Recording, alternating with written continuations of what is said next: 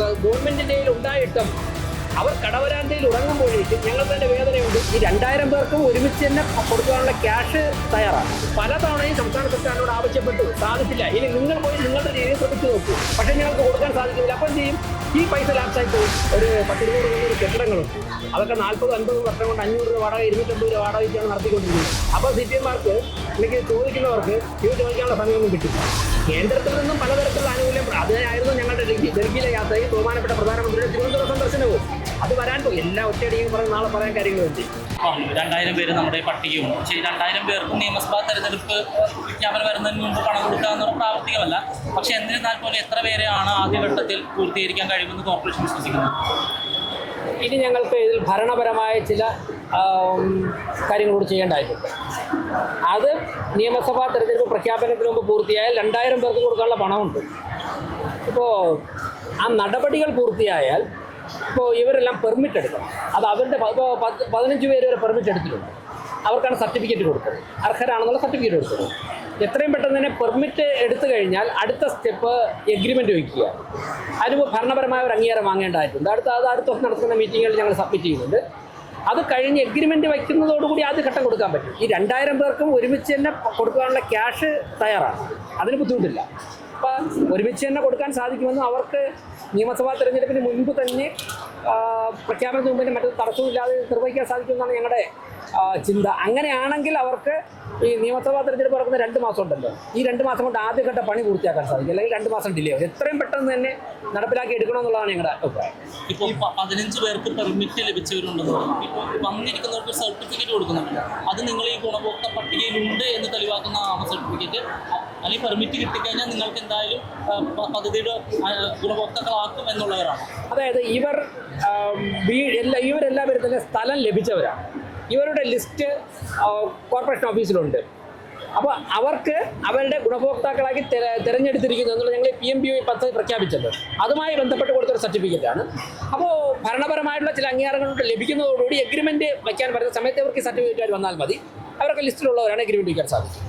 ഈ PMAY 2ാം ഘട്ടത്തിലേക്ക് കേന്ദ്ര സർക്കാർ ഇതുവരെയും സംസ്ഥാനം അനുമതി കൊടുത്തിട്ടില്ല. അപ്പോൾ കോർപ്പറേഷന്റെ ഭാഗത്ത് ഏതെങ്കിലും തരത്തിലുള്ള ഇടപെടലോ അങ്ങനെ എന്തെങ്കിലും നടത്താൻ സാധിക്കും? ഞങ്ങൾ രാഷ്ട്രീയമായി പരമാവധി ഇടപെടലുകൾ കിട്ടുന്ന വേദികളിലും മന്ത്രിമാരെ കാണുമ്പോഴൊക്കെ തന്നെ രേഖാമൂലം അല്ലാതെ ഞങ്ങൾ ആവശ്യപ്പെടുന്നുണ്ട്. ഞങ്ങളൊക്കെ തന്നെ ഈ നിൽക്കുന്ന കോർപ്പറേഷനിലെ 50 കൗൺസിലർമാരും ബഹുമാനപ്പെട്ട കേന്ദ്ര നഗരവികസന വകുപ്പ് മന്ത്രി ശ്രീ മനോഹർലാൽ ഖട്ടാർജിയുമായിട്ട് 2 മണിക്കൂർ ഞങ്ങൾ ഡൽഹിയിലുണ്ടായിരുന്നു. ആ സമയം ഞങ്ങളൊക്കെ തന്നെ അദ്ദേഹത്തോട് ആവശ്യപ്പെട്ട് സംസ്ഥാന സർക്കാരിനോട് ഇക്കാര്യം ചെയ്യണമെന്ന് കേന്ദ്രത്തിന് ആവശ്യപ്പെട്ടു. അപ്പോൾ അദ്ദേഹം പറഞ്ഞത് പലതവണയും സംസ്ഥാന സർക്കാരിനോട് ആവശ്യപ്പെട്ടു, സാധിച്ചില്ല. ഇനി നിങ്ങൾ പോയി നിങ്ങളുടെ രീതിയിൽ ശ്രമിച്ചു നോക്കൂ. ഞങ്ങൾ പരമാവധി ശ്രമിക്കുന്നുണ്ട്. പക്ഷേ സംസ്ഥാന സർക്കാർ കേന്ദ്രം പ്രഖ്യാപിച്ച ഒരു പദ്ധതിയിൽ ഒപ്പിടാൻ വേണ്ടി ഞങ്ങൾ തയ്യാറല്ലെന്ന് പിടിവാശി നടത്തുന്നതിലൂടെ ലക്ഷക്കണക്കിന് വരുന്ന സാധാരണക്കാർക്കാണ് വീട് വയ്ക്കുവാനുള്ള അവകാശവും അവസരവും നിഷേധിക്കപ്പെടുന്നത്. പലരും മരണപ്പെട്ടു പോയി. ഇപ്പോൾ ഞാൻ ചോദിച്ചപ്പോൾ തന്നെ നിങ്ങൾ കണ്ടില്ലേ എത്ര പാവപ്പെട്ട ആൾക്കാരെ കൈ ഉയർത്തിയത്. ഇവരൊക്കെ തന്നെ 2, 3, 4 തവണ കഴിഞ്ഞ 2 മാസം ഉൾപ്പെടെ മേയറുടെ ചേംബറിലേക്ക് കടന്നു വന്നവരാണ്. അപ്പോൾ ഞങ്ങൾ പരിശോധിച്ചപ്പോൾ കേന്ദ്ര സർക്കാരിൻ്റെ ഇതിനുള്ള വിഹിതം മാറ്റി വെച്ചിട്ടുണ്ട്, പണമുണ്ട്. സംസ്ഥാന സർക്കാരിൻ്റെ കയ്യിൽ ഇതിനുള്ള വിഹിതം മാറ്റി വെച്ചിട്ടുണ്ട്, അവിടെയും പൈസ ഉണ്ട്. കോർപ്പറേഷൻ അക്കൗണ്ടിൽ നോക്കുമ്പോഴേക്ക് ഇതിനുള്ള വിഹിതം മാറ്റി വെച്ചിട്ടുണ്ട്. മാത്രമല്ല ഞങ്ങൾ പ്രഖ്യാപിക്കുന്ന എല്ലാ ബഡ്ജറ്റിലും ഭവന പദ്ധതിക്ക് ഇത്ര ശതമാനം പൈസ മാറ്റി വയ്ക്കണമെന്നുള്ളത് മാൻഡേറ്ററിയാണ്. ഞങ്ങളത് മാറ്റി വെച്ചിട്ടുണ്ട്. പക്ഷേ ഞങ്ങൾക്ക് കൊടുക്കാൻ സാധിക്കുന്നില്ല. അപ്പോൾ എന്ത് ചെയ്യും? ഈ പൈസ ലാപ്സായി പോകും. ആ ജനങ്ങൾ എന്താ ചെയ്യുന്നത്? കടവരാന്തയിൽ ഉറങ്ങും. അവരുടെ മക്കളെ തെരുവ് നായ്ക്കൾ കടിക്കുകയും മറ്റ് ആക്രമണങ്ങൾ നേരിടുകയും ചെയ്യും. അപ്പോൾ ഞങ്ങളൊക്കെ തന്നെ ഈ നഗരത്തിന് ഭരണത്തിന് നേതൃത്വം കൊടുക്കുമ്പോൾ ഞങ്ങൾ രാത്രികാലങ്ങൾ യാത്ര ചെയ്യുമ്പോൾ ഞങ്ങളുടെ കുട്ടികളെ പോലുള്ള ഞങ്ങളുടെ മാതാപിതാക്കളെ പോലുള്ള ആൾക്കാർ അവർക്ക് അർഹതപ്പെട്ട പണം ഗവൺമെൻറ്റിൻ്റെ ഉണ്ടായിട്ടും അവർ കടവരാന്തയിൽ ഉറങ്ങുമ്പോഴേക്കും ഞങ്ങൾക്ക് അതിൻ്റെ വേദനയുണ്ട്. തീർച്ചയായിട്ടും ഞങ്ങൾ അതിൻ്റെ നടപടികൾ സ്വീകരിക്കും. ഈ പ്രതിപക്ഷം ഉയർത്തുന്ന ഒരു ആരോപണമുണ്ട്. എങ്ങനെയാണ് ഇപ്പോൾ ബജറ്റിൽ 20 കോടിയാണ് ഇതിനുവേണ്ടി വകയിരുത്തിയിരിക്കുന്നത്. അപ്പോൾ ഒരാൾക്ക് 1 ലക്ഷം രൂപ വീതമാണ് കിട്ടുക. ഈ 1 ലക്ഷം രൂപ കൊണ്ട് എങ്ങനെയാണ് വീട് വയ്ക്കാൻ പറ്റുക എന്നുള്ള ഒരു ആരോപണം ഉന്നയിക്കുന്നത് ചോദ്യം പ്രതിപക്ഷം. ഇനി അവർ ബഡ്ജറ്റിൽ അവർ ഇത്രയും കാലം ഈ സംസ്ഥാനമൊക്കെ ഭരിച്ചിട്ട് ഒരു ബഡ്ജറ്റിലെ പ്രഖ്യാപനം എങ്ങനെയാണെന്ന് അവർക്ക് അറിയില്ലേ. ഏതെങ്കിലും ഒരു പദ്ധതി പ്രഖ്യാപിക്കുന്ന മുഴുവൻ തുകയും അപ്പം തന്നെ വകയിരുത്തും. അപ്പം തന്നെ വകയിരുത്തി കഴിഞ്ഞാൽ നമ്മുടെ പ്ലാൻ ഫണ്ടും എല്ലാം ആ ഒരു പദ്ധതിയിൽ നടപ്പിലാക്കാൻ സാധിക്കും. അപ്പോൾ ഒരു പദ്ധതിക്ക് ആദ്യ ഘട്ടത്തിൽ നമ്മൾ ഒരു തുക വകയിരുത്തും.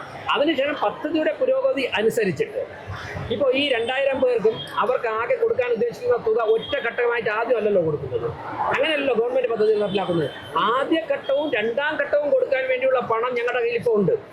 അത് കഴിയുമ്പോഴേക്കും ആ പ്രവൃത്തി പൂർത്തിയാക്കുന്നതനുസരിച്ച് അടുത്ത പണം കിട്ടുവാനുള്ള മാർഗങ്ങൾ വരുന്നുണ്ട്. അതിൻ്റെ ഒരു മാർഗം നിങ്ങൾക്ക് അടുത്ത ദിവസം തന്നെ ചർച്ച ചെയ്യേണ്ടി വരും. കോർപ്പറേഷൻ്റെ കയ്യിലിരിക്കുന്ന ഒരു 100-200-300 കെട്ടിടങ്ങളുണ്ട്. അതൊക്കെ 40-50 വർഷം കൊണ്ട് 500 രൂപ വാടക 250 രൂപ വാടക വെച്ചാണ് നടത്തിക്കൊണ്ടിരിക്കുന്നത്. അതൊക്കെ ഈ മാർച്ച് മാസം ഒഴിയുമ്പോഴേക്കും ലക്ഷക്കണക്കിന് രൂപ അഡീഷണൽ കോർപ്പറേഷൻ്റെ ഖജനാവിലേക്ക് വരും. അപ്പോൾ ഞങ്ങൾക്ക് അടുത്തായിട്ടാണല്ലോ. അപ്പോൾ CPM-മാർക്ക് എനിക്ക് ചോദിക്കുന്നവർക്ക് ഇത് ചോദിക്കാനുള്ള സമയമൊന്നും കിട്ടില്ല. മറ്റൊരു കാര്യം കൂടി, കേരളത്തിന്റെയും അതുപോലെ കേന്ദ്രത്തിന്റെയും സഹായം ലഭിക്കുകയാണെങ്കിൽ അത് സ്വീകരിക്കും. ഈ PMAY പദ്ധതി അല്ലാതെ മറ്റു സഹായങ്ങൾ കേന്ദ്രത്തിൽ നിന്ന് പ്രതീക്ഷിക്കുന്നു. ഞാൻ പറഞ്ഞത് കേന്ദ്ര ഗവൺമെന്റ് ഇപ്പൊ സംസ്ഥാന സർക്കാർ നാളെ ഇപ്പോൾ ഇവർ എന്തായാലും ഈ കേരളത്തിൽ മുഴുവൻ മറുപടി പറയണ്ടേ? കേരളത്തിൽ മുഴുവൻ എന്തുകൊണ്ട് സംസ്ഥാന സർക്കാർ ഇതിന് തയ്യാറാകുന്നില്ല, മറ്റുള്ള കോർപ്പറേഷനിലും പഞ്ചായത്തുകളിൽ ഇത് സാധിക്കുന്നില്ല എന്ന് ജനങ്ങൾ ചോദിക്കില്ലേ? അതിന് മറുപടി പറയണ്ടേ? അപ്പോൾ സംസ്ഥാന സർക്കാർ ഈ നിലപാട് തിരുത്താൻ തയ്യാറായി കഴിഞ്ഞാൽ കേന്ദ്രത്തിൽ നിന്ന് സംസ്ഥാനത്തിൽ നിന്നുള്ള വിഹിതം കിട്ടും. അപ്പോൾ ഞങ്ങൾക്കിപ്പോൾ 2000 കൊടുക്കുന്ന 5000 പേർക്ക് കൊടുക്കാൻ സാധിക്കും. അങ്ങനെ ലഭിക്കുകയാണെന്നുണ്ടെങ്കിൽ ഞങ്ങൾ വാങ്ങും. ഇനി ലഭിക്കില്ല എന്ന് വെച്ചിട്ട് ഞങ്ങൾ പകച്ചു നിൽക്കുകയില്ല. ഞങ്ങൾക്ക് പ്ലാൻ B ഉണ്ട് നടപ്പിലാക്കാൻ വേണ്ടി. അതാ ഇപ്പോൾ ഞങ്ങൾ നടപ്പിലാക്കിക്കൊണ്ടിരിക്കുന്നത്.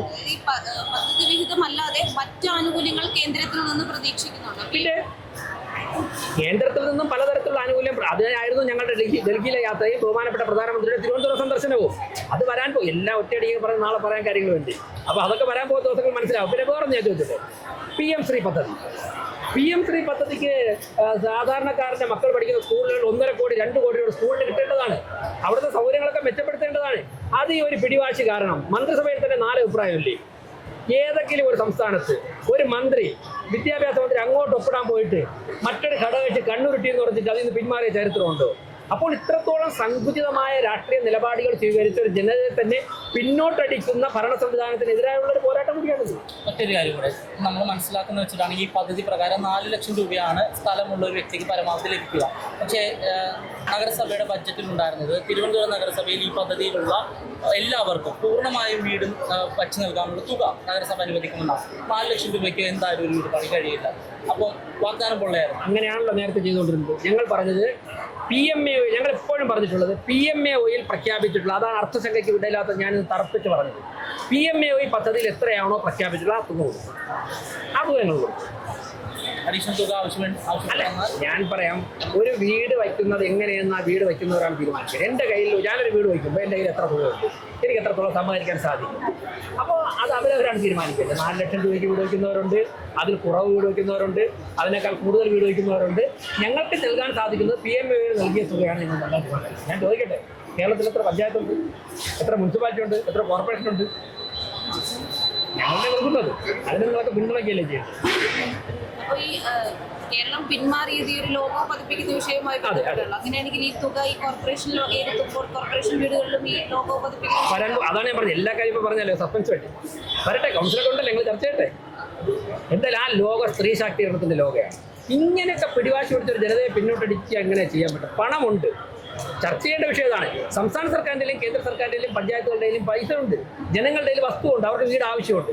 പക്ഷെ ഒരു പൊളിറ്റിക്കൽ ഡിസിഷൻ എടുക്കാൻ താമസിക്കുന്നതിൽ 6-7 വർഷം കൊണ്ട് ജനങ്ങൾ ഇങ്ങനെ പാവകൾ നടക്കുകയല്ലേ? അത് ഞങ്ങൾ പരിഹാരം കണ്ടെത്തണം. ഇതാണ് തിരുവനന്തപുരം കോർപ്പറേഷൻ ഭരണസമിതിയുടെ നയം. Okay, thank you. ആൾക്കാർ